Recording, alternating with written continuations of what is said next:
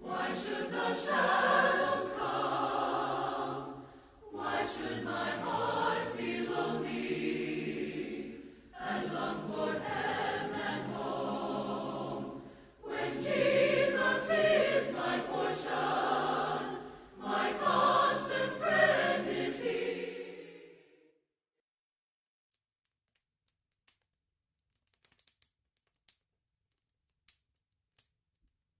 In the Gospel of Luke, chapter 10 and verse 29, a certain lawyer asked this question, "Who is my neighbor?"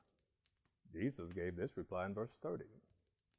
A certain man went down from Jerusalem to Jericho, and he fell among thieves, which stripped him of his raiment, and wounded him, and departed, leaving him half dead.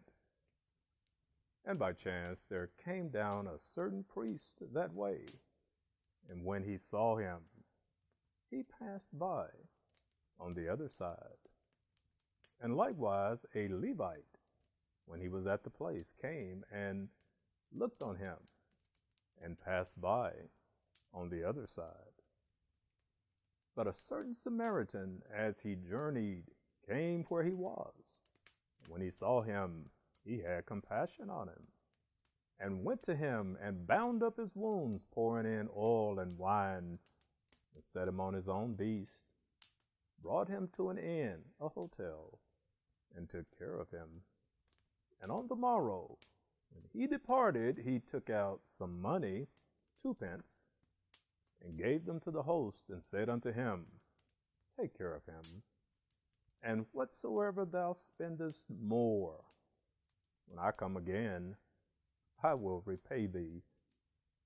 Which now of these 3 thinkest thou was a neighbor unto him that fell among the thieves? The lawyer said, He that showed mercy on him. Then said Jesus unto him, Go and do likewise.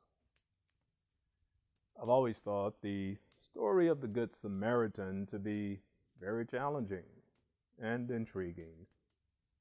One thing that stands out in this lesson is that we never hear a plea, a request, or a begging for help from the injured man. Now, that's probably due to the fact that he had been severely hurt and left for dead. Therefore, he could not speak for himself. The second thing that stands out is this, that the priest and the Levite, who simply ignored his injured state, so much so that they just kept their distance by passing on the other side. These men were both recognized as religious individuals in their day and were highly respected for what was perceived as a deep commitment to God.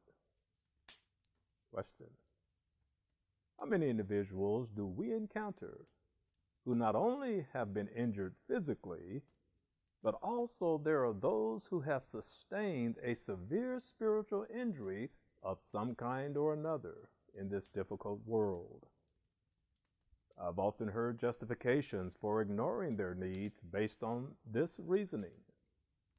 Some Christians will say things like this: well, they didn't ask for my help. After all, the Bible says, ask and you shall receive.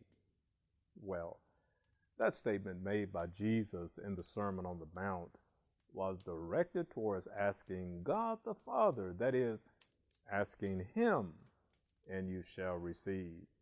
So that statement would be taken out of context. But what about when we see the need?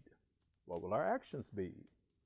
Well, the Good Samaritan did not have to hear the cries of begging and pleading before he helped the man. He just saw the need. Consider this as you travel on life's journey. Do everyone who have a need, a deficiency, or an inadequacy of one kind or another have to ask, beg, or plead before you will help them? That's a harvest time thought for today.